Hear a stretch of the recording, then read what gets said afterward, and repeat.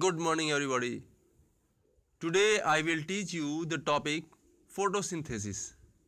Photosynthesis है कहाँ, क्यों जरूरी है, what is its importance and where does it occur.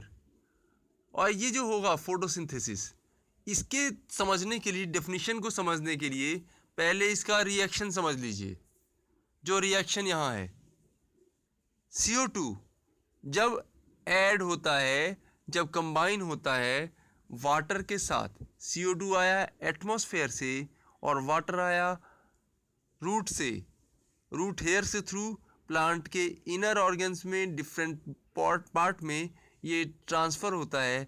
और ड्यूरिंग दिस प्रोसेस जो सनलाइट है, सनलाइट का मस्ट है. सनलाइट जो होगी उसके बिना काम नहीं चलेगा. और क्लोरोफिल जो होता है वो ग्रीन पिगमेंट है, without which the plant cannot do photosynthesis. अब CO2 और वाटर दोनों कंबाइन करेगा क्लोरोफिल और सनलाइट के प्रेजेंस में और बनाएगा कार्बोहाइड्रेट. कार्बोहाइड्रेट मीन्स शुगर, और शुगर जो है वो प्लांट के अंदर स्टार्च के फॉर्म में होगा. Plus oxygen is released in the atmosphere, इसलिए एरो ऊपर में दिखाया है.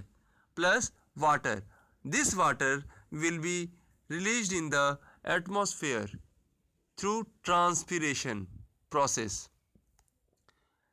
इस तरह से हमारा रॉ मटेरियल क्या हो जा रहा है. रॉ मटेरियल हमारा CO2 हो गया, वाटर हो गया, सनलाइट हो गया. और ये पूरा जो रिएक्शन होगा वो क्लोरोप्लास्ट के अंदर होगा, इसलिए ये हमारा रॉ मटेरियल्स हमारे ये चार होंगे.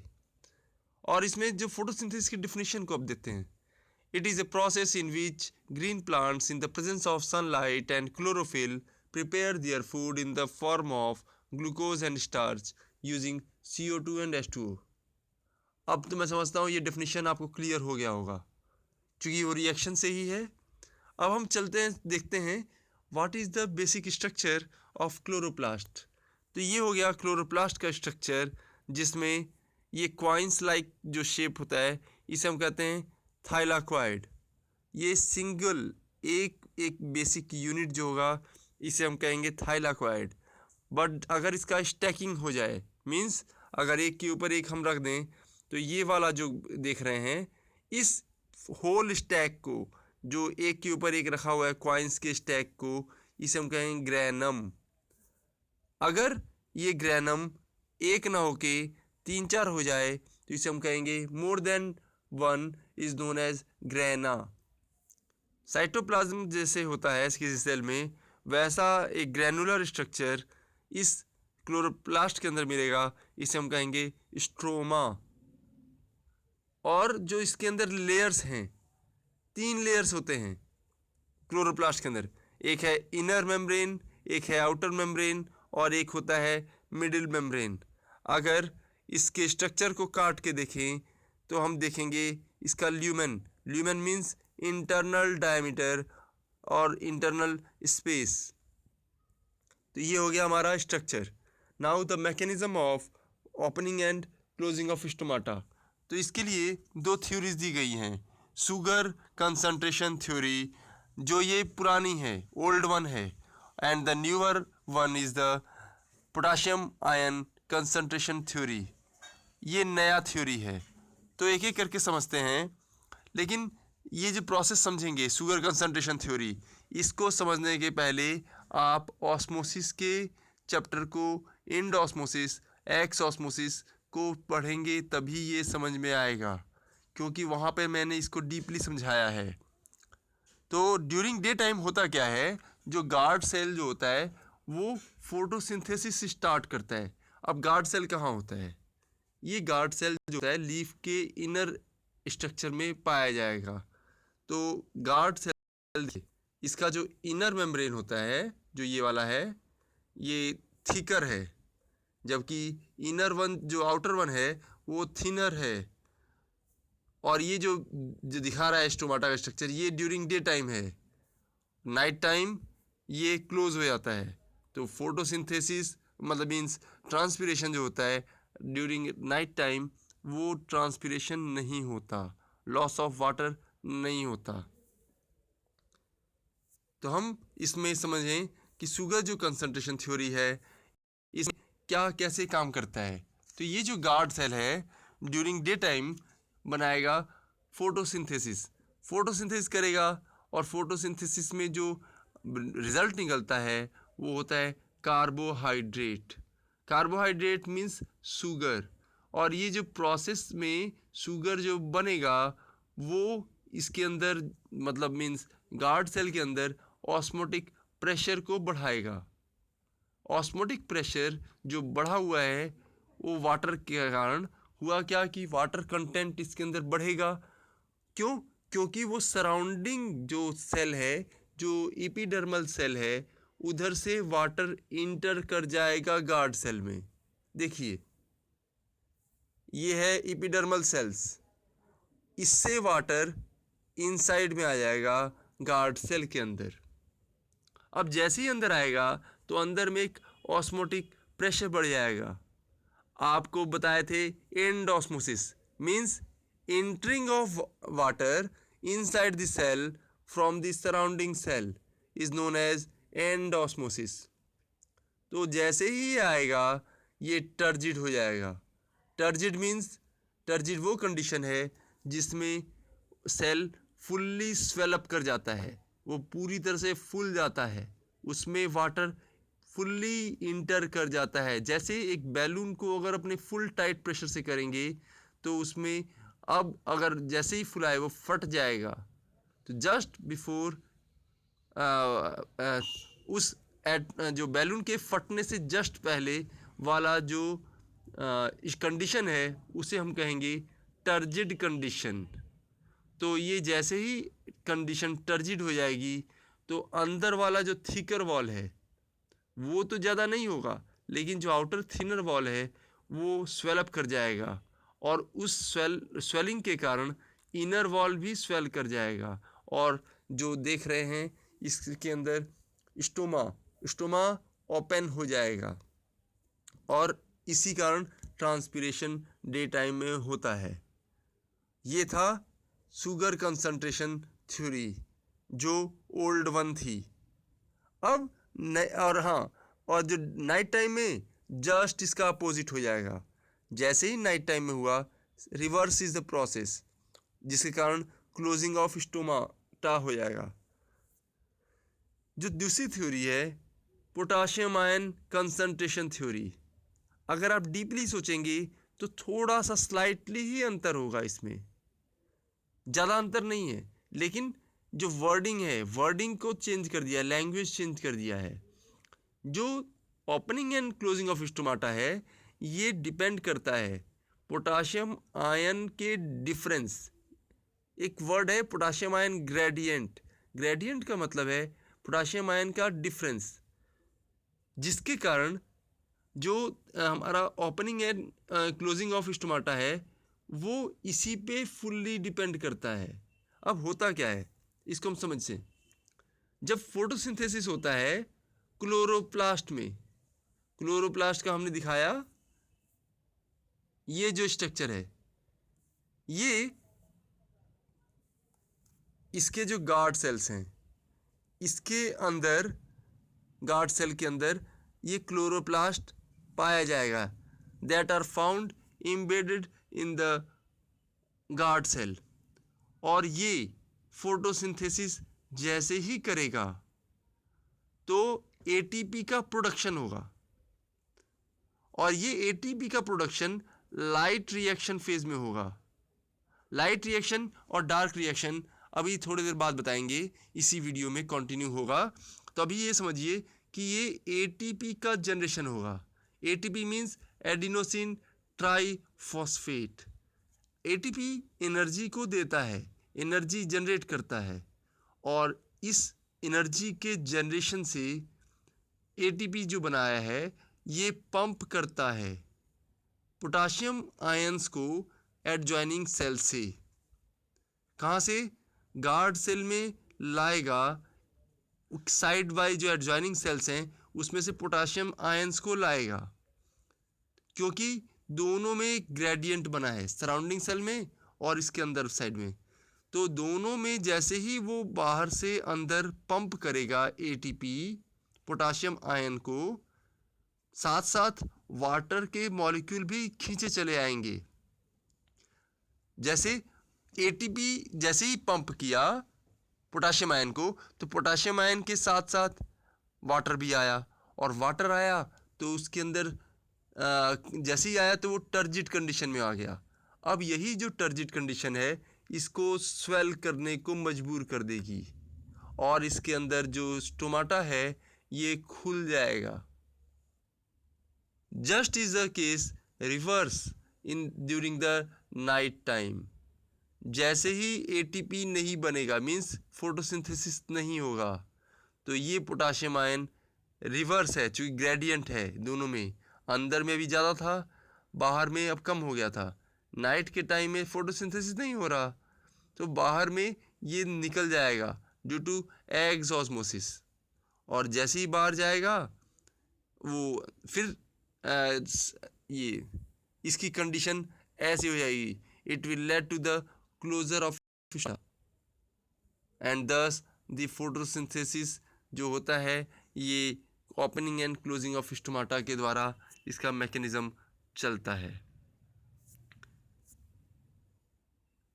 अब इसको हम डीपली स्टडी करते हैं, जो light reaction and dark reaction को। तो इसका मैकेनिज्म्स को देखते हैं, मैकेनिज्म्स ऑफ फोटोसिंथेसिस। तो लाइट रिएक्शन और डार्क रिएक्शन में बेसिक डिफरेंस समझिए। जो लाइट रिएक्शन होगा ये इसमें 3 स्टेप्स में होंगे। पहला है absorption of light energy by chlorophyll, absorption of light energy by chlorophyll. Second is the photolysis of water, and third is the photophosphorylation. इनको भी और आगे डिस्कस करेंगे, अभी स्टेप्स जान लेते हैं। While in dark reaction there are 3 steps that are not the same as that in the light reaction. इसमें होता है fixation of CO2, second is the formation of sugar, and third is the regeneration of RUBP। RUBP का full form है राइबोलोज biphosphate, कहीं कहीं RUDP भी लिखा रहेगा, राइबोलोज डाइफॉस्फेट। डाई और बाई दोनों का मतलब 2 होता है, मीन्स इसमें फॉस्फेट मॉलिक्यूल 2 हैं, और RUBP है ये 5 कार्बन शुगर है। ये फिर हम क्लोरोप्लास्ट के स्ट्रक्चर को दिखा रहे हैं, क्योंकि जो लाइट रिएक्शन है ये हमारे थाइलाक्वाइड्स में होता है, और जो डार्क रिएक्शन होता है ये हमारे स्ट्रोमा में होता है। ये स्ट्रोमा है जहाँ डार्क रिएक्शन होता है, while the thylakoids are the sites of light reaction. तो इसमें है पहला स्टेप जो है absorption of light energy by chlorophyll, light energy का। इस स्टेप को देखिए, यहाँ है। इस स्टेप में क्लोरोफिल जो है एब्जॉर्व करता है फोटॉन्स को। Actually photons are the smallest unit of light. जैसे पूरे बॉडी का स्मॉलेस्ट यूनिट हमारा सेल होता है, वैसे लाइट का सिंगल लाइट मीन्स ये एक ही लाइट का रे जो है उसको हम फोटॉन कहेंगे। तो इसके लिए वर्ड फोटॉन ही यूज़ करते हैं, मीन्स एक एक यूनिट के लाइट को वो एब्जॉर्व करेगा, और जो लो एनर्जी क्लोरोफिल मॉलिक्यूल है उसको एक्साइट कर देगा, मीन्स उसको उत्तेजित कर देगा, तो वो बन जाएगा हाई एनर्जी स्टेट में। और जैसे ही ये हाई एनर्जी में बना, इसके बाद सेकेंड स्टेप शुरू हो जाएगा, that is known as photolysis of water. Actually what is photolysis? इसको हम ऐसे कहें, photo means light and lysis means breaking down, means breaking down of water molecule into H plus and OH ion in the presence of sunlight. इसके reactions को देखने के लिए आप YouTube में वीडियो देखिएगा तो वो ज़्यादा क्लियर हो जाएगा। एक्चुअली ये 2 स्टेप का रिएक्शन है, जिसका जो कंक्लूज़न है इसमें आप कहेंगे OH नहीं है, लेकिन वो रिएक्शन देखेंगे तो आप समझ में आ जाएगा। तो जो ओवरऑल रिएक्शन है इसका फोटोलाइसिस का यही है। तो इससे हम कहेंगे breaking down of water molecule into H+ and OH- यानी hydroxyl ion in the presence of sunlight. अब आपसे एक क्वेश्चन पूछा जाएगा, ये बहुत इंपॉर्टेंट क्वेश्चन है। कहा जाएगा ये जो ऑक्सीजन एटमॉस्फेयर में रिलीज होता है ये कहाँ से आता है, वाटर से आता है या ऑक्सीजन से आता है या CO2 से आता है। तो आपका जो कॉन्सेप्ट है वो क्लियर होना चाहिए। आप जब भी कहेंगे ये जो ऑक्सीजन लिबरेट होता है एटमॉस्फेयर में, that is released by the photolysis of water. जो पानी की जो मॉलिक्यूल्स हैं H2O मॉलिक्यूल्स, उसके स्प्लिट अप होने से जो ऑक्सीजन रिलीज होता है वो एटमॉस्फेयर में जाता है। तो अब ये क्लियर हो गया that the oxygen liberated here during photosynthesis is from the water molecule and not from the CO2 molecule. Third step of light reaction is photophosphorylation, means the formation of ATP by the help of या by the addition or by the reaction taking place between the ADP and PI. अब इसको पहले समझाते हैं, इसका एक एक abbreviation. ATP means adenosine triphosphate, ADP adenosine diphosphate, PI means inorganic phosphate. तो ADP means adenosine diphosphate when reacts with inorganic form of phosphate, then it will convert it into ATP molecule, that is a source of high energy। और यही ATP हमने देखा था कि वो जो potassium theory में थी, पोटाशियम आयन कंसंट्रेशन थ्योरी, उसमें यही था जो इसे पुल किया था सराउंडिंग एटमॉस्फेयर से पोटाशियम आयन को लाने में। तो इससे हम कंक्लूड क्या किए, लाइट रिएक्शन का पूरा कंक्लूजन क्या आया, NADPH2 plus ATP both get along with oxygen, दोनों कॉम्बाइन करेगा, दोनों इससे रिजल्ट होगा, दोनों का एटमॉस्फेयर में एडिशन होगा। इस लाइट रिएक्शन का रिजल्ट ये तीन मटेरियल बनेंगे, तीन चीज़ बनेंगे, NADPH2 ATP प्लस ऑक्सीजन। और ये जो लाइट रिएक्शन है बनेगा, अभी नेक्स्ट स्टेप में डार्क रिएक्शन होगा। इस तीनों में इसको समझ में आएगा कि इसका यूटिलाइजेशन उस डार्क रिएक्शन के प्रोसेस में यूटिलाइज होगा। तो अब इससे पहले ये समझिए, ये NADPH2 plus ATP both acts as a assimilatory power while the oxygen get released in the atmosphere। और डार्क रिएक्शन के भी तीन स्टेप्स थे, और जो डार्क रिएक्शन है स्ट्रोमा में है, ये तो हमने बता ही दिया है। ये लाइट रिएक्शन के कंपैरिजन में स्लोअर है and is not dependent on light. अगर आपसे पूछा जाए कि does the dark reaction takes place during dark और ड्यूरिंग नाइट, तो ये क्वेश्चन होगा no, it does not take place during night, rather this reaction does not need light during its condition, during their formation।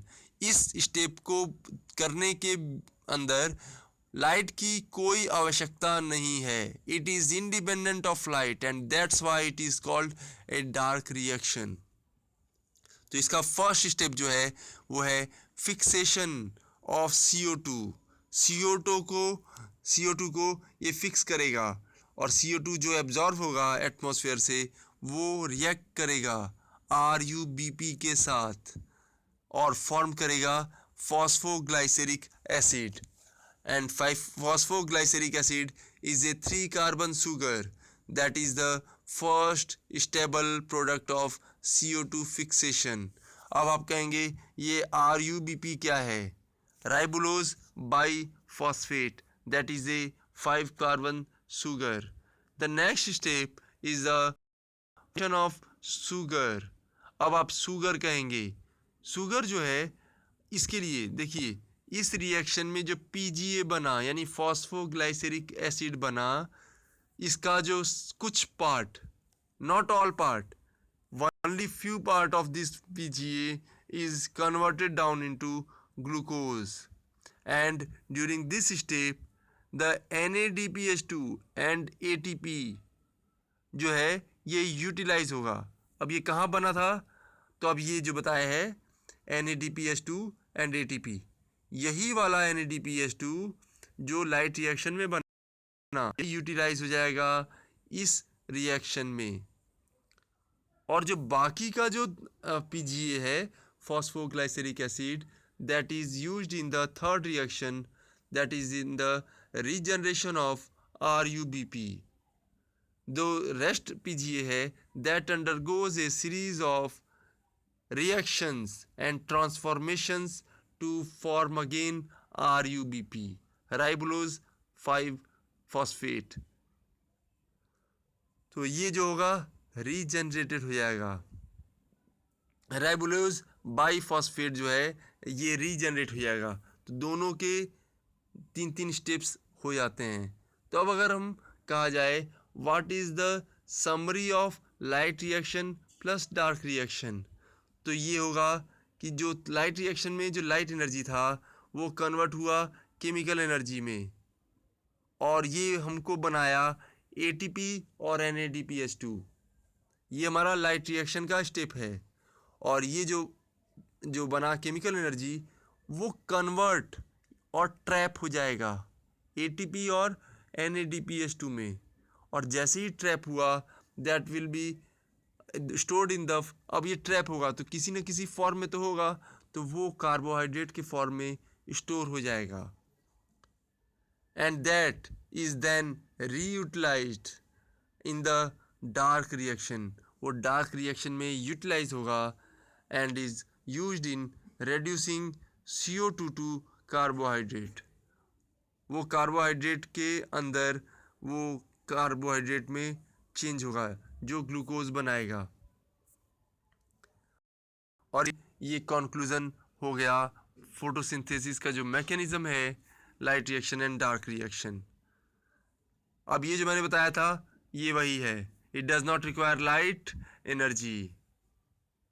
Now what are the factors needed for the are that will affect the reaction of photosynthesis. तो पहला है CO2। अब अगर आप कहेंगे कि CO2 molecule ज़्यादा कर दे देंगे, या अगर धुएं में प्लांट को हम कर दें तो हमारा फोटोसिंथेसिस बढ़ जाएगा, लेकिन इसके लिए कुछ कंडीशंस हैं। Only under optimum condition, optimum means suitable और मॉडरेट, न ज़्यादा न कम, जितना ऑप्टिमम टेम्परेचर होता है नॉर्मल कंडीशन मीन्स जो 37 डिग्री सेल्सियस उस समय में जो टेम्परेचर होगा वो लाइट जो होगा light intensity means optimum temperature means हमारा जो बॉडी टेम्परेचर होता है उसी बॉडी टेम्परेचर 35-37 डिग्री, और लाइट एनर्जी वही, न ज़्यादा हार्श लाइट न ही ज़्यादा डीम लाइट या क्लाउडी डे वाला।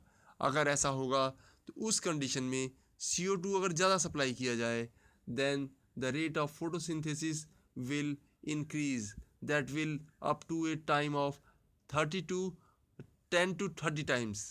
और इस तरह से हमारा फोटोसिंथेसिस ज़्यादा होगा, वो कार्बोहाइड्रेट ज़्यादा बनाएगा तो ग्रोथ ज़्यादा होगी प्लांट की। नेक्स्ट जो फैक्टर इज़ द टेम्परेचर। अभी मैंने बताया कि टेम्परेचर भी एक फैक्टर है जो फोटोसिंथेसिस को हेल्प करेगा बढ़ाने में। तो best is the 35 degree Celsius, that is the optimum temperature. अभी मैंने बताया ज़्यादा टेम्परेचर मीन्स अगर 40 डिग्री सेल्सियस हो जाएगा then it will lead to death और the decrease in the photosynthesis.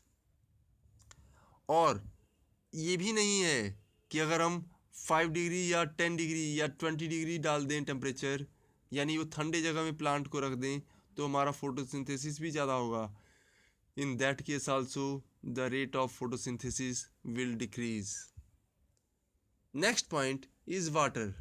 Actually less than 1% of water absorbed by a plant is utilized in the process of photosynthesis।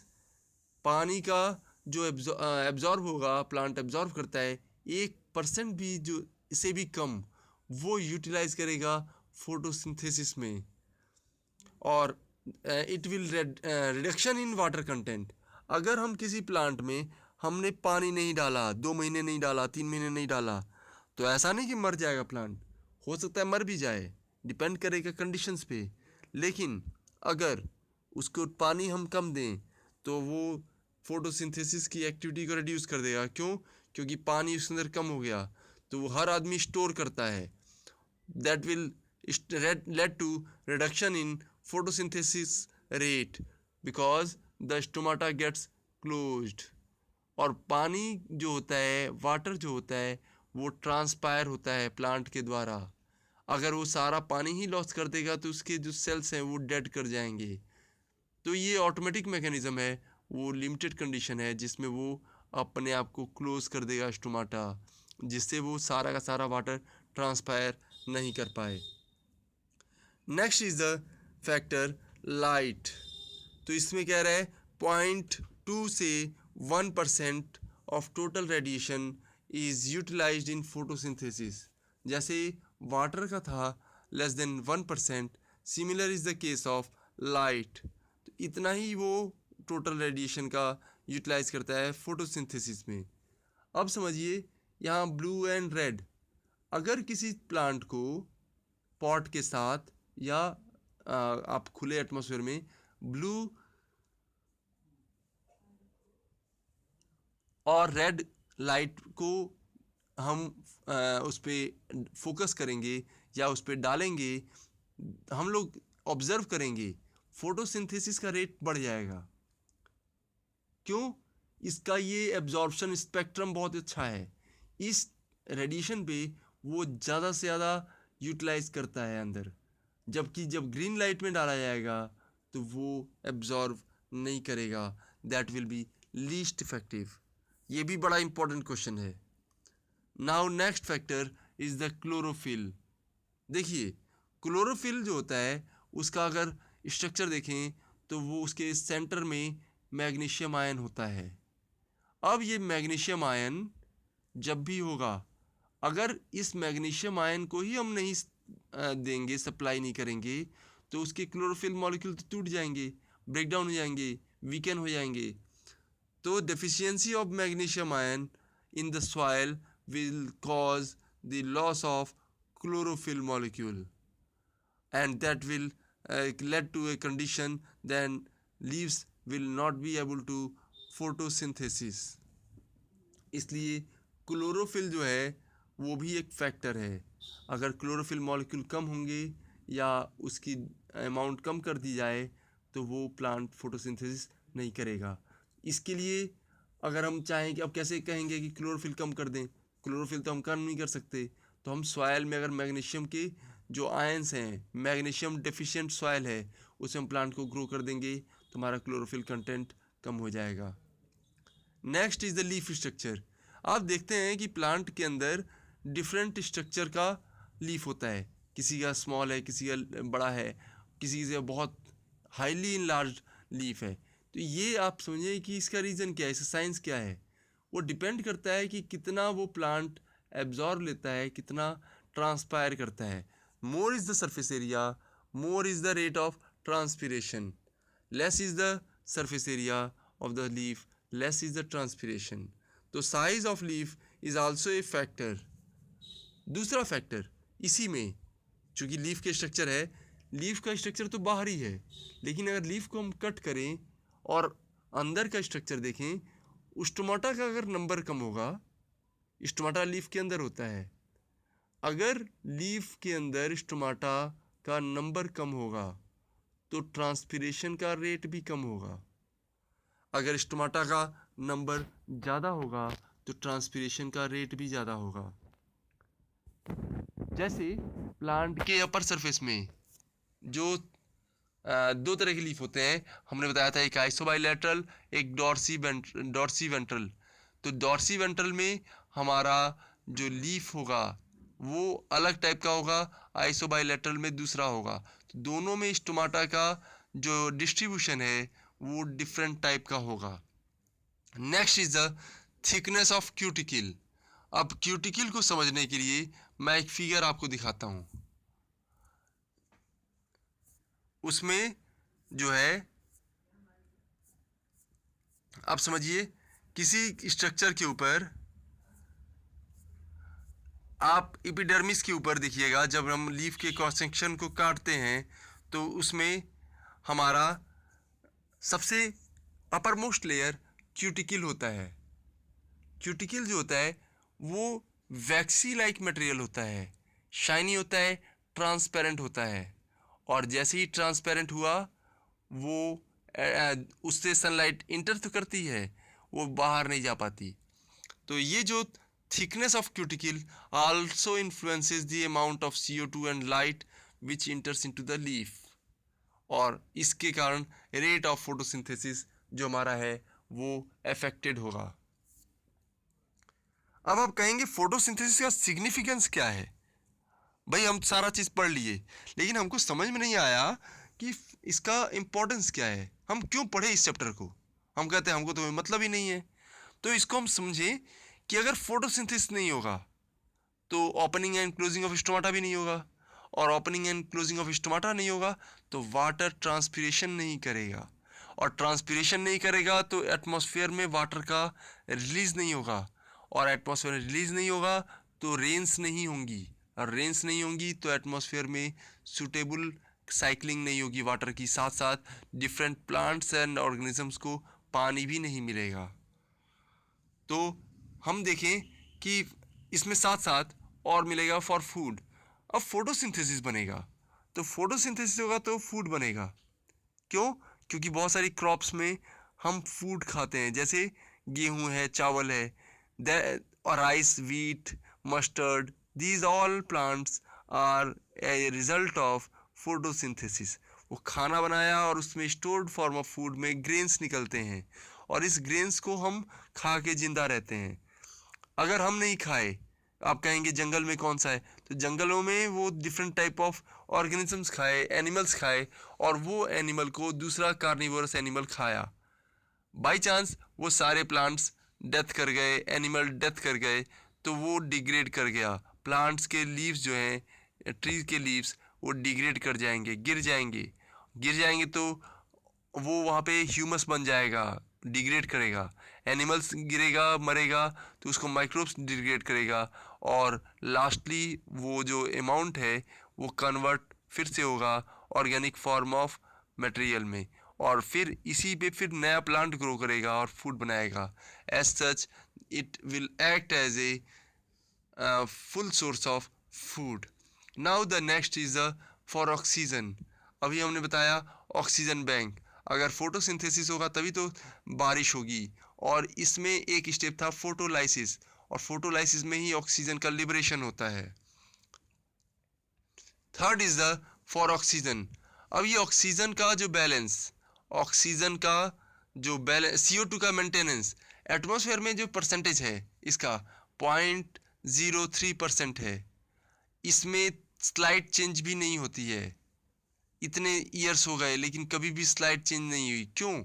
क्योंकि ये recycling होती है। अगर trees को cutting ज़्यादा से ज़्यादा होगा तो रिसाइकलिंग नहीं हो पाएगी, और इससे हम देख रहे हैं ये 3 स्टेप्स बहुत ही इंपॉर्टेंट है। ऑक्सीजन, ऑक्सीजन बैंक का काम करता है, मतलब एटमॉस्फेयर में ऑक्सीजन का अमाउंट को मेंटेन रखता है, और इससे हम शुद्ध हवा पाते हैं।